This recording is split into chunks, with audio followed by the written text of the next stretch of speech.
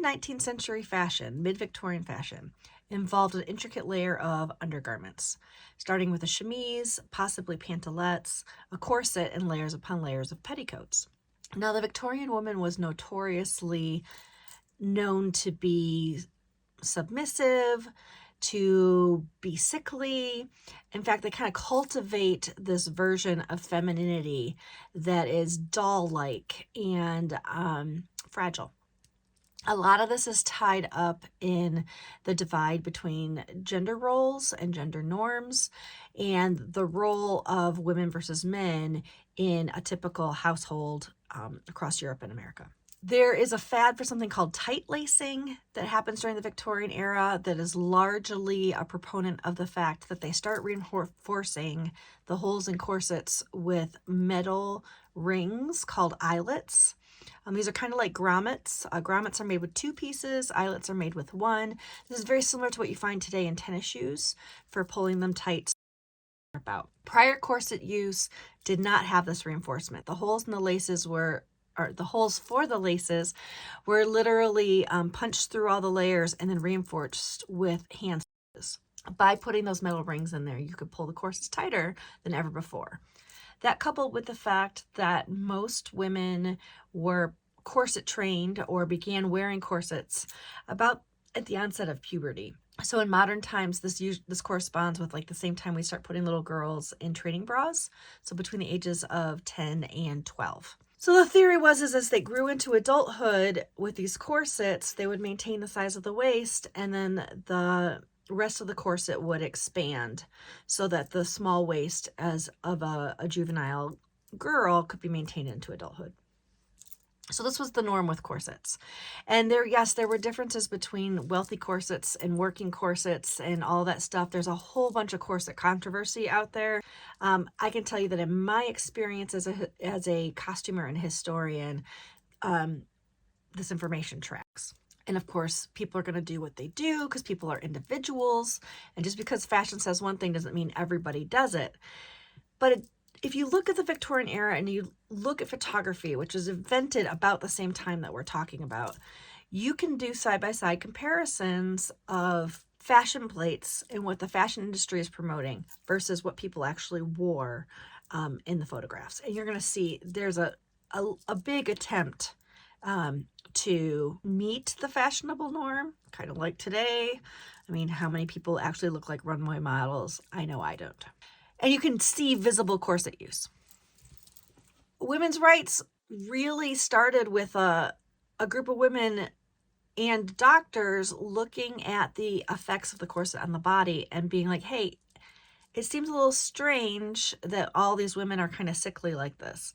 There's also a trend for resorts, particularly among wealthy women, to go to these remote places. They're all women. They might be on a seaside, or they might be advertising hydrotherapy or all kinds of different things. And the key thing is the women would go to these places to relax. And so they'd take off the corsets and they would stay there for a week, 2 weeks, a month.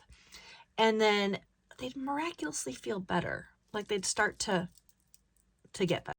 And then they'd go back to their lives, being fashionable and all that kind of stuff, and then they would get sickly again. Corsets of the period, I mean, we've got x-rays, we've got the thing to look at. They show that the ribs are compromised, the internal organs are under a lot of pressure. As the woman grows into adulthood, the organs don't form to be as healthy and to their fullest potential because they are confined. And yes, there was corset use throughout, particularly the first 2 trimesters of pregnancy. So infant mortality was huge, and women themselves, they didn't develop the muscles in the back that they really need to push that baby out. There's a lot of discourse in the mid-19th century about the effects of the corset on women's health, and the fact that you've got 2 sides. You've got the people who are subscribing to fashion and people who are subscribing to Christianity because they kind of saw the corset as the sign of an upstanding Christian woman, and that she's moral and she's pious and all this sort of thing. And wealth and fashion is all part of this. And then you have this other side going, yeah, but this is making people sick. This is bad. This is not a good thing. There's got to be another answer. And you get two camps of people that are backed up by science or supposed science. I didn't understand this as clearly until I went through the pandemic in 2020. There's such a loud chorus on both sides saying, this side saying, well, there's nothing wrong with the corset other than the occasional fainting fit, which happened because they couldn't take a deep enough breath because everything was compromised. And then on this side, you've got people saying, look, it's doing all these bad things: infant mortality, female mortality, prolapse uterus, all kinds of stuff. You can Google it. So a group of women get together and they start writing pamphlets and literature and distributing it, and they're trying to fight for this change. One of the first big things that comes about is what's called the bloomer costume, the dress reform costume.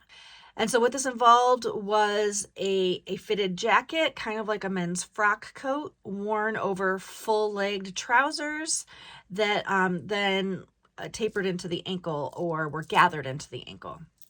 They're called Turkish trousers. Elizabeth Smith Miller created it. She then wore it to show Elizabeth Cady Stanton, who thought it was a good thing and thought it was, oh yeah, this is great. And then Amelia Bloomer wrote about it in her periodical called The Lily. It's really a pretty line. It's really a really great alternative, if you ask me. I mean, it's feminine. They were able to move better. Well, the critique of this was huge. People were scandalized by women wearing pants, because a woman shall not wear that pertaineth to a man. Thank you, Deuteronomy 22:5. And pants were a male garment, bifurcated garments. They're divided between the legs. This is something that goes all the way back to the Middle Ages and the onset of Christianity, is that pants are for guys and skirts are for women. Evidence of this costume is really brief because they were so ridiculed. The women behind women's rights movement decides that they've got so many issues on the table that they're fighting for at this time: suffrage, temperance, dress reform, equality, property ownership. Like, women couldn't own property at this time. So they decide to let this part of the dress reform movement go and focus on the other things, thinking that if they could get the right to vote, then they could influence what women wear, which they eventually did. Things that followed this were a reform to corsets. We got front opening corsets so a woman could take her corset off on her own. And petticoats were replaced by hoop skirts, which really reduced the weight of the garment from like over 30 pounds to under 5 pounds, particularly in the undergarments. Success. Things did happen. It all started with that group of women.